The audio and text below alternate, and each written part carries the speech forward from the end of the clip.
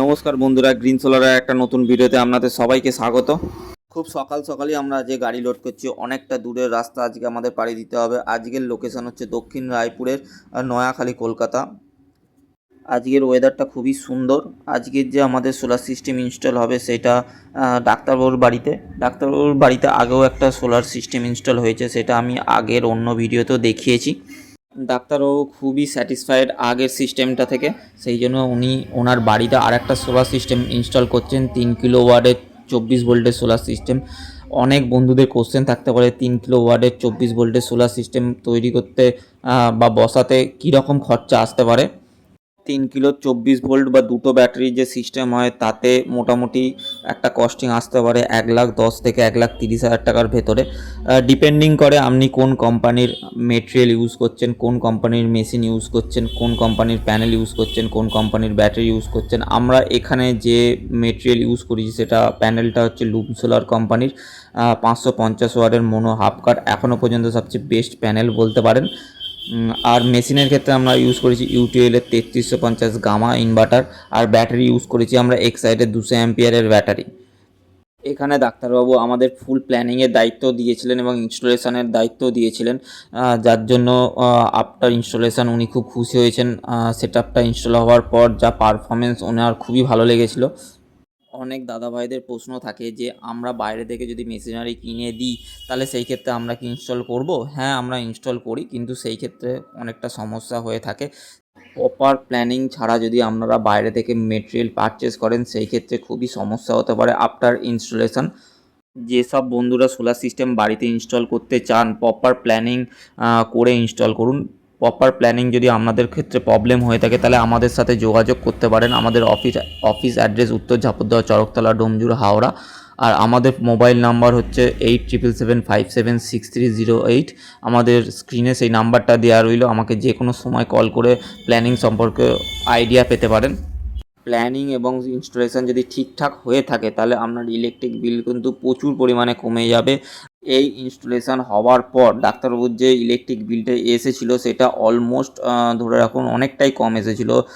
For example আমি বলতে পারি, ডাক্তারবাবু যেটা আমাকে ফোন করে ফিউচারে বলেছিলেন যে ওনার বিল আসতো প্রত্যেক 3 মাসে 8,000 টাকা, সেখানে ওনার বিল এসেছিলো 2700 টাকা। তাহলে আপনারা ভাবতেই পাচ্ছেন যে ইনস্টলেশন এবং প্ল্যানিং যদি প্রপার ঠিকঠাক হয়ে থাকে তাহলে বিলটা কিন্তু অনেকটাই কমা সম্ভব। কথা বলতে বলতে সেটআপটা কমপ্লিট হয়ে গেছে, আসুন দেখি কী রকম আউটপুট দিচ্ছে।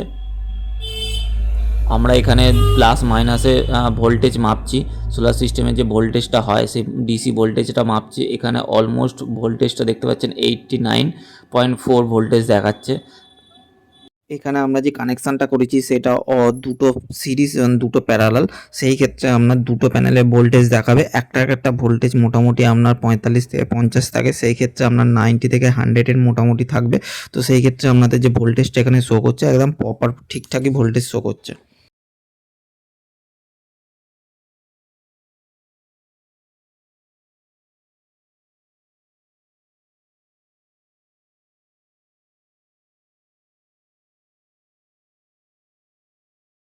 আসুন বন্ধুরা, এবার নিচে যেখানে সোলারের ইনভার্টারটা বসানো হচ্ছে সেই জায়গাটা দেখে নেওয়া যাক।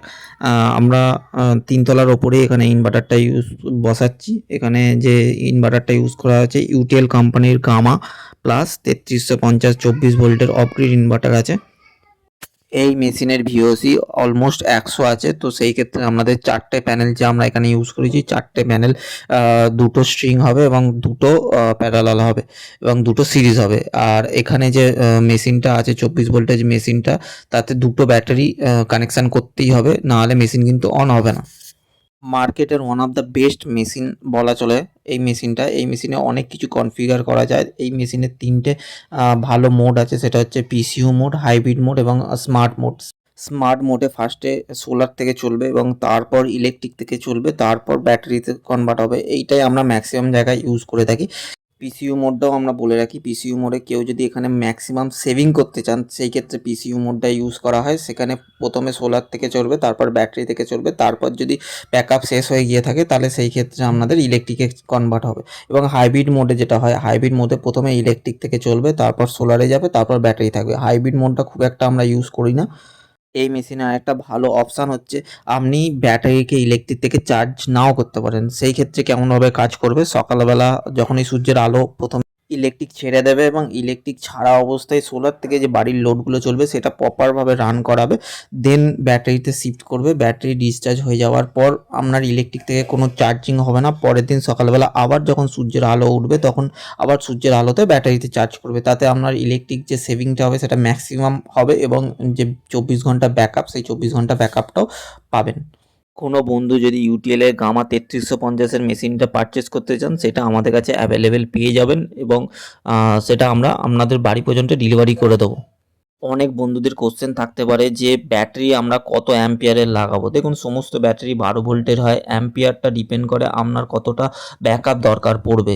ঠিক আছে, 150 অ্যাম্পিয়ারের ব্যাটারি ইউজ করতে পারেন, 100 অ্যাম্পিয়ারের ব্যাটারি ইউজ করতে পারেন, আর 200 অ্যাম্পিয়ারেরও ব্যাটারি ইউজ করতে পারেন। সেই ক্ষেত্রে কি হবে, আপনার বাড়ির লোড যদি রাত্রিরে বেশি থাকে সেই ক্ষেত্রে আপনি 200 অ্যাম্পিয়ারের ব্যাটারি ইউজ করবেন, তাতে আপনার ব্যাকআপটা ঠিকঠাক পেয়ে থাকবেন। আমরা সাধারণত ব্যাকআপটা বেশি রাখার চেষ্টা করি। এখানে দেখতে পাচ্ছেন আপনারা মেশিন অন হয়ে গেছে।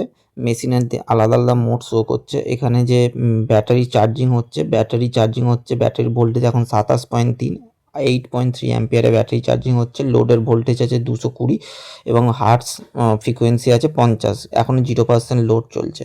ধন্যবাদ সবাইকে আমাদের ভিডিওটা পুরো দেখার জন্য। সোলার সম্পর্কিত ইনফরমেটিভ ভিডিও যদি চান তাহলে আমাদের ইউটিউব চ্যানেলটা সাবস্ক্রাইব করে রাখুন এবং আমাদের সাথে যদি কাজ করতে ইচ্ছুক হন তাহলে আমাদেরকে কল বা হোয়াটসঅ্যাপ করতে পারেন। ধন্যবাদ সবাইকে।